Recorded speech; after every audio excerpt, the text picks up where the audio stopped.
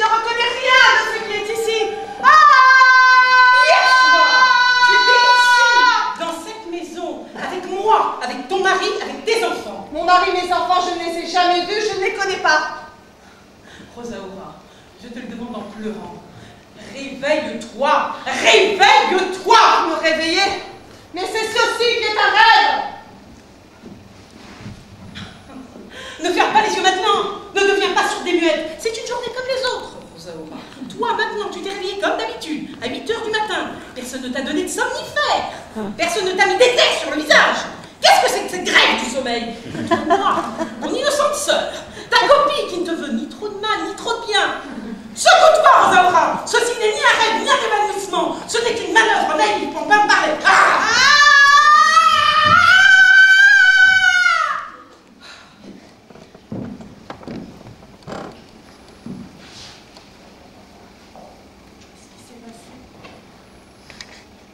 Tu t'es réveillée, tu t'es rendormie aussitôt. Et pendant ton bref réveil, tu as dit que tu ne reconnaissais rien. C'est ça? Oui. Tu m'as même effrayée. Oh Dieu, qu'est-ce qui m'a pris? Qu'est-ce que je disais encore? Tu ne voulais pas parler. Je ne connaissais pas le monde et je ne voulais pas parler. Peut-être as-tu fait l'un de tes rêves habituels. Celui du faucon qui vole au-dessus d'Espagne, sur des parcelles jaunes et jeunes pâles, des grands champs desséchés par l'été. Ou celui dans lequel un petit chat brun, nu immobile face à la mer, au fond de laquelle tu es ancré, pour ensuite s'en aller le long des murailles du cimetière, à travers les taudis. Non, je n'ai fait aucun de ces rêves, j'en ai fait un autre, nouveau. Je ne m'en souviens pas. Rappelle-toi. Je ne peux pas. Où sont les enfants? À l'école, c'est la grève des trams. Les spaghettis bouches. Les grands-pères les a appelés plus tôt. La plume de Carmen était froissée. Hein? Je suis certaine que mon père n'a même pas regardé si leurs pieds étaient cirés. Je ne comprends pas ce que tu es en train de dire. Je le sais, moi, ce que je veux dire. Apporte-moi 2 draps bouillis, s'il te plaît, puisque tu es levé. Rosaura! Le soleil est déjà haut. C'est une belle soirée.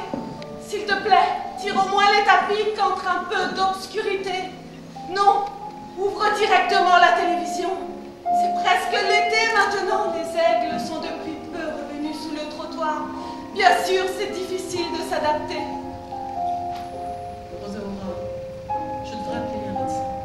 Mais pourquoi ris-tu au lieu d'être triste, Lydia? En cette chaude journée de février, ça me va si bien de papoter. Si Basilio m'entendait, lui qui se plaint toujours que je suis trop silencieuse, que j'ai un rapport difficile avec les choses. Heureusement, il est là. Il ne m'entend pas. Allons, aide-moi à enfiler le plateau, que je me lève. Seigneur Dieu, protégez-nous. Cette pauvre femme ne sait plus distinguer les mots dans une langue aussi belle et aussi lumineuse, qui sait si bien distinguer les caballeros de Damas.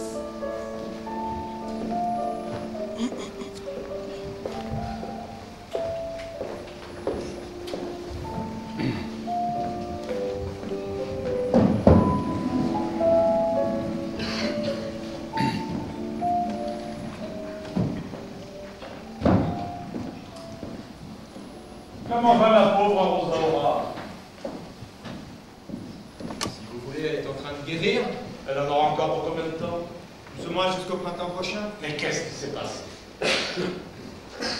Si on veut, l'aphasie peut tout expliquer. Lisez Jacobson. Ce qui compte, c'est que la bourgeoisie veut éliminer et son passé récent, et l'église flic et putain. Seule, elle n'est pas en état de faire cela. Elle avait besoin d'allures révolutionnaires. Elle les a trouvés parmi ses enfants, naturellement. Venons-en à deux. Notre patiente était un vase à moitié vide, parce qu'elle n'était pas remplie du bien bourgeois. Une inadaptée.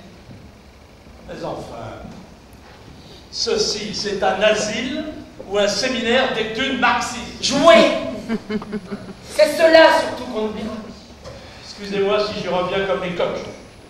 Donc, pour se libérer de son passé récent, et de l'Église, j'imagine, la bourgeoisie a besoin contre elle-même d'enfants révolutionnaires. Et pourquoi sans indiscrétion? Ce grand esprit ne pouvait plus se contenter de créer des opposants. Il avait besoin de vrais révolutionnaires. Ils apprendront à détruire comme Hitler l'avait déjà appris. Et quand tout ce que le pouvoir aura détruit sera détruit, alors les jeunes gens auront accompli leur devoir. Ah, et quand là, Laissez-la jouer encore un peu. Son aphasie est une excuse pour ne pas raconter ses rêves. Elle feint d'ignorer le nom des choses parce que les choses étaient trop moches. Vivre au milieu d'elles, c'était comme vivre dans un camp. Eh oui, je ne l'aime pas assez. Cela ne serait pas bien grave. Non, le problème c'est que Rosaura ne vous aime pas. C'est en tant que compagnon petit bourgeois adulte voulu par la société et béni de Dieu qu'elle ne vous aime pas. C'est précisément de cela que vous devez la guérir, si je ne m'abuse, et donc la rendre la vie. Oh, nous les médecins, nous sommes contre toute définition de la vie, quelle qu'elle soit.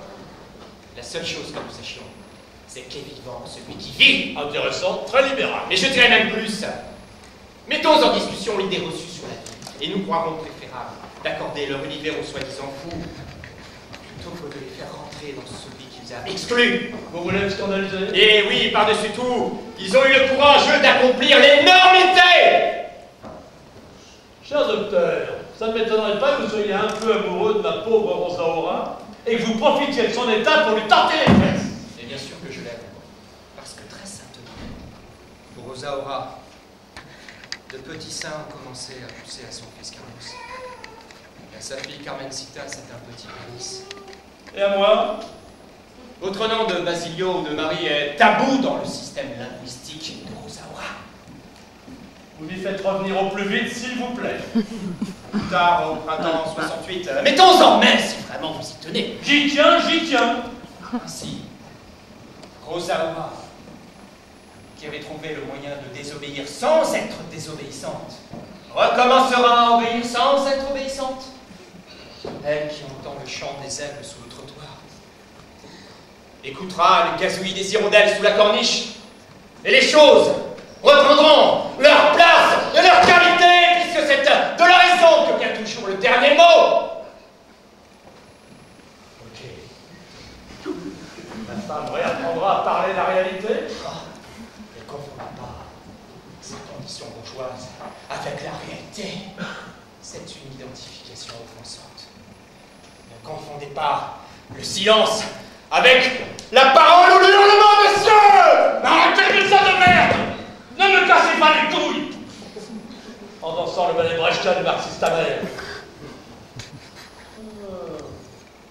Vous avez cru faire un show devant un pigeon? Voyez comme vous vous êtes trompé. Guérissez ma femme et fermez-la. Si vous vous êtes tant gargarisé, c'est parce que c'est moi qui vous ai donné cette possibilité. Vous glapissez votre petite bourgeoisie. Tandis que moi, en suivant mon destin, je la vis.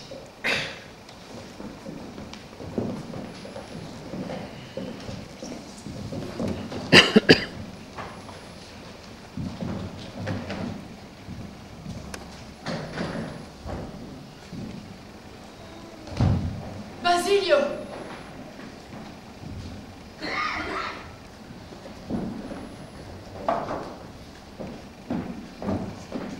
Basilio!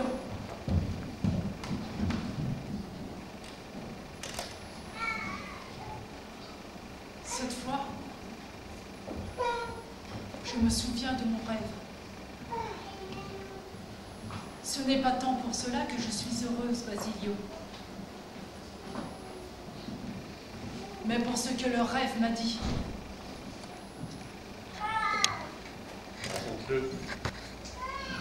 Ma vraie vie ne se déroule pas dans une tour, ni dans un château, ni dans une maison petite bourgeoise. Ma vraie vie, en réalité, se déroule dans un camp. Dans la grande pièce où je suis enfermée, entre un peu de soleil réfléchi par la neige. À l'extérieur, les chiens aboient. Les SS écoutent les phonographes. Sur les lits superposés, alignés. Les damnés sont étendus, blancs comme du plâtre, sous les couvertures grises de poussière gelée. Ils ont les bras au dehors, abandonnés, leurs maigres bras desséchés. Ils ne peuvent pas soulever leurs crânes lourds et décharnés, et ils regardent comme des chiens qui ne comprennent pas pourquoi ils ne peuvent pas bouger. Et entre les rangées de dents saillantes, quelque chose d'indicible flotte, un sourire. Et moi, je suis là, un squelette blanc. Je tiens serré comme un trésor les quelques objets qui m'appartiennent, quelques chiffons, une photographie, et avec les os blancs de mon crâne, moi aussi, je souris. Nous ne sommes plus des hommes, nous sommes des choses dont seuls les autres peuvent disposer, car il ne nous reste qu'une seule liberté, celle de trahir. Il faudra être vif et brave pour marcher nu entre les barbelés vers le bâtiment où se trouve le four crématoire. Toute une nuit à vivre, toute l'après-midi, c'est beaucoup. Et comme n'importe quel autre jour, le soleil entre dans notre grande salle. Peu après, d'un village, les cloches sonnent. Puis, le silence revient. Étrangement, le silence se prolonge d'une demi-heure, d'une heure, ce silence. Et alors que la dernière trace de lumière ne s'est pas encore dissipée, voici qu'on entend un chant.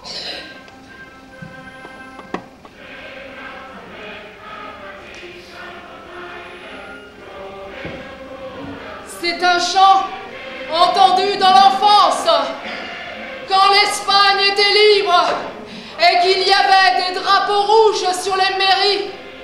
Ce chant avance, il est de plus en plus distant, il ressemble à une marée qui avance et peu à peu envahit le camp. Le voilà, il retentit sous les murs de notre hangar. Le voilà, enfoncé, les portes s'ouvrent et en chantant entre les ouvriers. Ils apportent des manteaux, des vêtements, de la nourriture. Ils viennent tout près de nous, nous embrassent nos visages de sang chair, Nos chairs putréfiées. Ils nous relèvent, ils nous soutiennent comme des frères, nous donnent des vêtements, nous aident à nous habiller, nous offrent la nourriture à manger, Nous versent du vin dans des gourdes. et le boivent avec nous en trinquant. Et si les larmes nous viennent aux yeux, Ils pleurent eux aussi avec nous, de joie, et recommencent à nous embrasser. vous êtes libres, nous répète-t-il. Vous êtes libres. Comme si nous n'étions plus en état de comprendre ces mots. Vous êtes libres. Très beau rêve, Rosaura. Vraiment un très beau rêve. Mais je pense, et c'est mon devoir de le dire, que justement, c'est à ce moment que commence la vraie tragédie. Parce que de tous les rêves que tu as faits, ou que tu feras, ils auraient pu aussi être la réalité. Et quant à celui des ouvriers, il n'y a pas de doute. C'est un rêve, rien d'autre qu'un rêve.